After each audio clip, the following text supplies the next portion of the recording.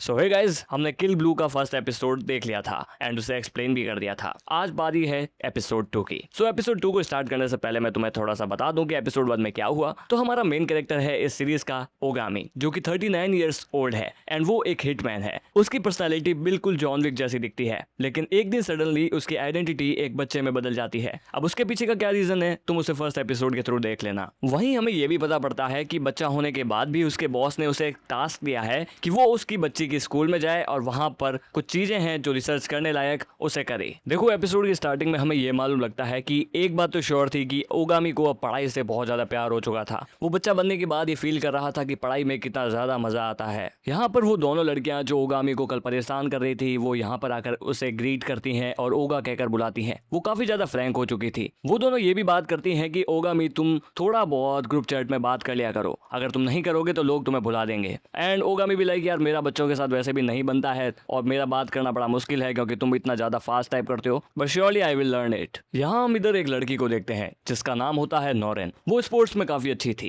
And सभी लड़के और लड़कियां उसे चीयर करते हैं, लेकिन लड़कों की नजरें उस पर काफी थी। पर नोरेन को ये चीज पसंद नहीं थी। इवन जब क्लास में बुक पढ़ने की बारी आई तब वो इंग्लिश भी काफी फ्लुएंटली बोल रही थी। I know that is not that fluent, but ठीक है, क्या ही कह सकते हैं। सो एक बात तो श्योर थी कि ये लड़की पढ़ाई में और स्पोर्ट्स में दोनों में ही काफी अच्छी थी, लेकिन सिर्फ वही बात इस लड़की को स्पेशल नहीं बनाती है। एक बात ये भी थी कि ये एक बड़ी फैमिली से बिलोंग करती है। इसके डैड किसी फार्मास्यूटिकल कंपनी के मैनेजर हैं एंड ओगामी की एक्स वाइफ का ये कहना है कि अगर तुम्हें वापस से सही होना है तो तुम्हें इस लड़की के साथ बातचीत बढ़ानी होगी। बट ओगामी ये सोचता है कि वो तो सिर्फ उनकी बेटी है, उसे क्या ही इन्फॉर्मेशन पता होगी, लेकिन फिर भी उसका अभी टास्क बन जाता है कि उसे इस लड़की के साथ कीप अप करना पड़ेगा। यहाँ पर जैसा एरी ने कहा था वैसे ही ओगामी करने का ट्राई करता है। वो नोरेन के पास जाकर बातचीत करने का ट्राई करता है, लेकिन वो जल्दी से कह देती है, निकल जाए यहाँ से, मुझे तुझसे कोई बात नहीं करनी। ये लड़की इतना ज्यादा लड़कों को हेट करती है। अब ओगामी के पास ये प्रॉब्लम थी कि उसे इस लड़की के साथ कैसे भी करके बात करनी ही थी, बट वो लड़की किसी भी तरीके से इंटरेस्टेड नहीं थी बात करने में। यहाँ पर इस बात से ओगामी काफी ज्यादा परेशान हो जाता है और दुखी हो जाता है कि मैं कैसे उससे बात करूंगा। लेकिन वहीं पर वो दोनों लड़कियां यहाँ पर उसे मिल जाती हैं, जो कि उसे बताती हैं कि नोरेन, ये लड़की काफी रिच फैमिली से बिलोंग करती है, इवन उसका पेरेंट्स एक मॉडल की तरह है एंड इसी वजह से आज तक कई सारे लड़कों ने उसे डेट के लिए पूछा है, लेकिन फिर भी उसने हर एक लड़के को टर्न डाउन किया है। एंड सबसे बड़ी बात यह है कि हम लड़कियां भी उस लड़की से बात नहीं करते। तो यहाँ पर ओगामी सोचता हुआ जा रहा होता है कि यार मैं एक बूढ़ा आदमी हूँ, मैं नोरेन से बात नहीं कर पाऊंगा, she is not interested in me. नहीं, मतलब उस तरीके से नहीं,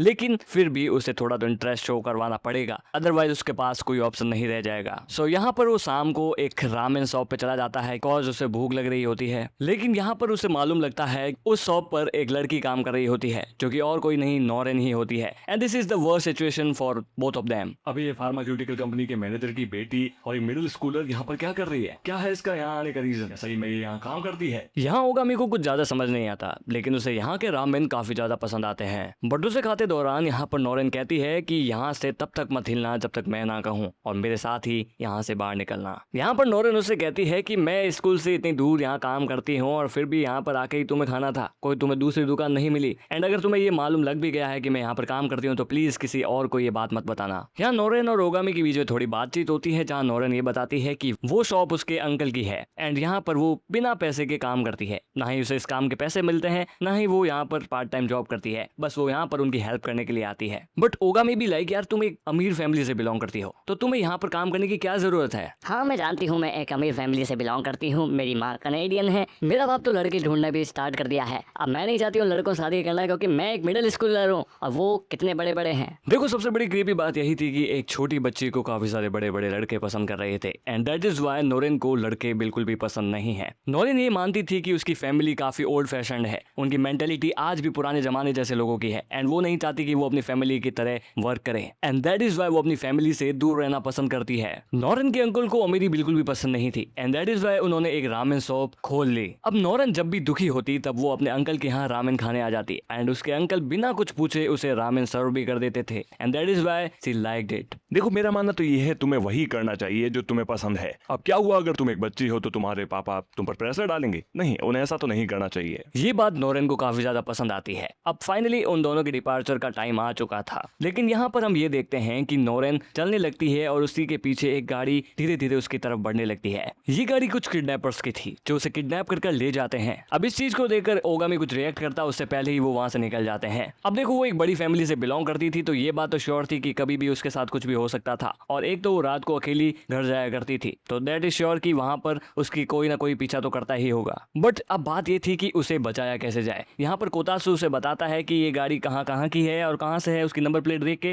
लेकिन फिर भी वो सारी इंफॉर्मेशन फेक होती है एंड दैट्स द रीजन वो पता नहीं लगा पाते कि वो कहाँ से और कहाँ पर जा रही है। लेकिन ओगामी के पास एक आइडिया था। वो जल्दी से दौड़ता हुआ एक टावर पर निंजा की तरह ऊपर चढ़ जाता है एंड बड़ी बात ये थी कि उसके पास एक ट्रांसमीटर भी था। लेकिन सबसे बड़ी बात थी कि उस ट्रांसमीटर को उस गाड़ी तक कैसे लगाया जाए। तो यहाँ पर वो अपनी हैंडगन का यूज करता है। अब हैंडगन को सीधा छोड़ दे तो शायद से गोली नीचे टिल्ट होकर नीचे गिर जाती, लेकिन अपने इंस्टिंक्ट और अपने पढ़ाई की हेल्प से ओगामी उसे हवा में छोड़ता है, जिसकी मदद से वो ट्रांसमीटर सीधा उस गाड़ी में जाकर लग जाता है। यानी अब ओगामी उस गाड़ी को आसानी से ट्रैक कर सकता था। यहाँ पर वो किडनैपर उसे एक ओल्ड स्कूल बिल्डिंग में जाकर ले जाते हैं, जहाँ पर वो तीनों उसे परेशान करने लगते हैं। लेकिन वहाँ पर उनका बॉस आ जाता है एंड वो सडनली उन्हें लात मारकर दूर फेंक देता है। देखो लड़की, मैं तुम्हें कोई परेशानी नहीं दूंगा, लेकिन मुझे तुम्हारे पिता से सिर्फ एक चीज पूछनी थी जो कि उन्होंने नहीं बताई, the secret of a drug, जो कि शायद अब तुम ही मुझे बताने वाली हो। देखो, इस बंदे को कहीं से इंफॉर्मेशन मिली थी कि नोरेन को शायद से उस ड्रग के बारे में पता होगा, लेकिन शायद से नोरेन उसके बारे में कुछ भी नहीं जानती थी। अब चाहे वो उनकी बेटी हो, लेकिन सारी इंफॉर्मेशन थोड़ी एक बार अपनी बेटी को देगा। एंड एक्चुअली बात यही थी कि नोरेन को कुछ भी नहीं पता था, लेकिन वो लोग मानने को रेडी नहीं थे। तो ऐसे में वो उसे टॉर्चर करने का डिसाइड करते हैं। ए लड़की, मैं उस रामेन शॉप के बारे में जानता हूँ। कितनी घटिया